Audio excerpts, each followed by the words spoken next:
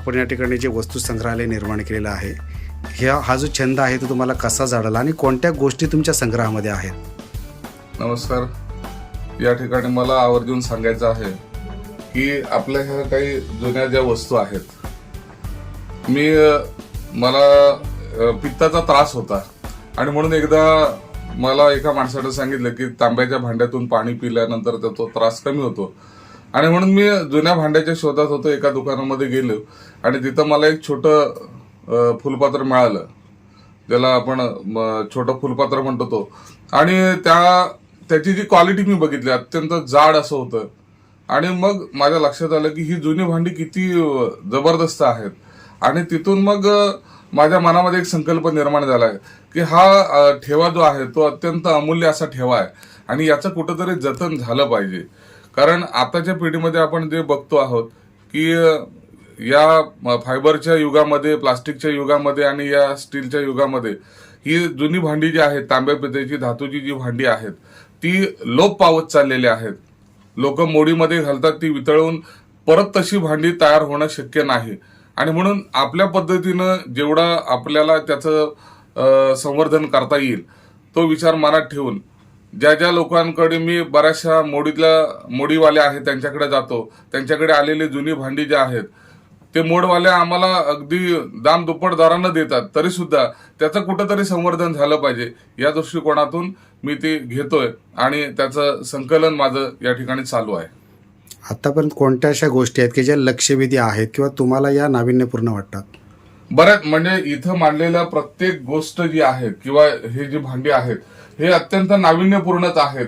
कारण तुम्ही जर बघितलं तर हे जे भांडं आहे, तांबे आणि पितळ याचं फ्युजन तुम्हाला इथं बघायला मिळेल. आणि फार कमी भांडी ही जी आहे ते अशा पद्धतीची बघायला मिळतात. त्यानंतर हा तांब्याचा जो घडू आहे जवळजवळ 2 ते 2.5 किलो वजनाचा आहे.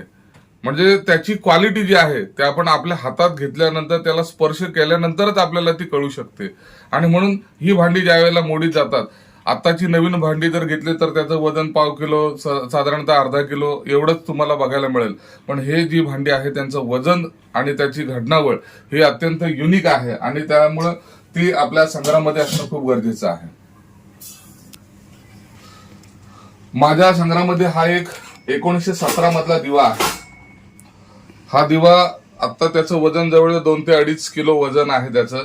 आणि 1917 मध्ये त्याची घडणावळ जी आहे, त्याची फिनिशिंग जी आहे ती तुम्ही बघाल की अजूनही तो चालू स्थितीमध्ये आहे.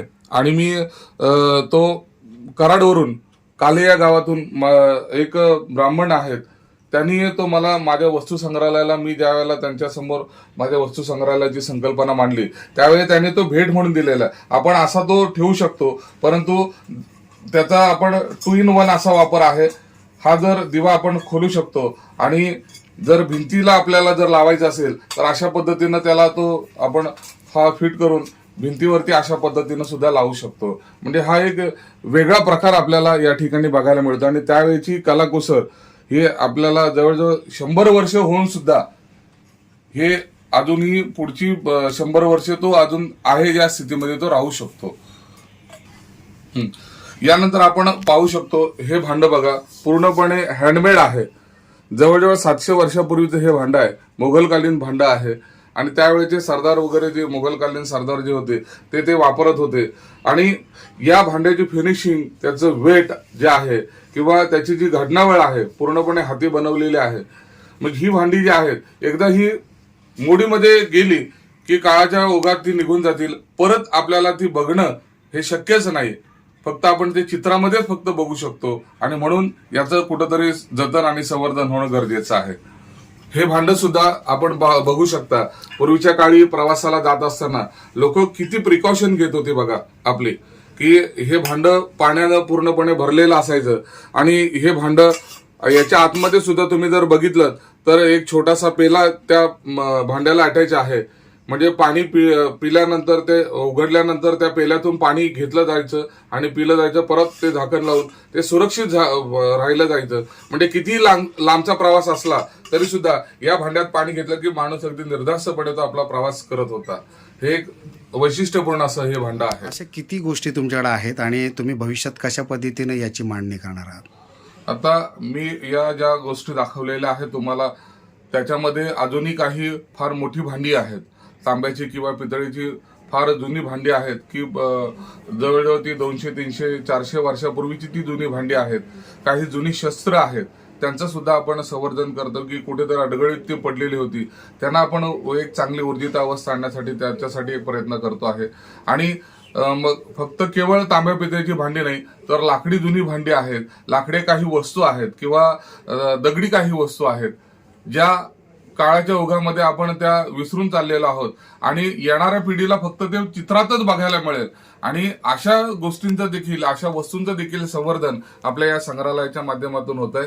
मला लोकांना आव्हान एवढंच करायचं आहे की प्रत्येकाच्या घरामध्ये काही ना काहीतरी युनिक कोणती ना कोणती गोष्ट असते, परंतु ती प्रत्येकाच्या कुठेतरी घराच्या अडगळीत पडलेली असते. माझा उद्देश एवढाच आहे की मी हे संग्रहालय करत असताना प्रत्येकाकडे असणारी जी एखादी गोष्ट असेल तर या संग्रहालयामध्ये जर त्यांनी दिलीत, मग ती मी दोन्ही गोष्टी तुम्हाला सांगतो की जर तुम्ही माझ्या संग्रहालयामध्ये एखादी वस्तू दिलीत तर त्या वस्तूची किंमत आपल्याला अदा केली जाईल, किंवा जर तुम्ही भेट स्वरूपामध्ये ती जर वस्तू तुम्ही जर माझ्या संग्रहालयाला दिलीत तर तुमचं नाव त्या वस्तूच्या खाली तुम्हाला भेट स्वरूपामध्ये ते कायम राहणार आहे. आणि त्यामुळं हा आपला अमूल्य ठेवा आहे, हा अमूल्य जो वारसा आहे तो माझी एकट्याची जबाबदारी आहे, तर आपल्या सर्वांची जबाबदारी आहे. आणि त्यामुळं तो वारसा आपण जतन करण्यासाठी, तो आपला अमूल्य ठेवा जतन करण्यासाठी आपल्या सर्वांचं सहकार्य मला अपेक्षित आहे.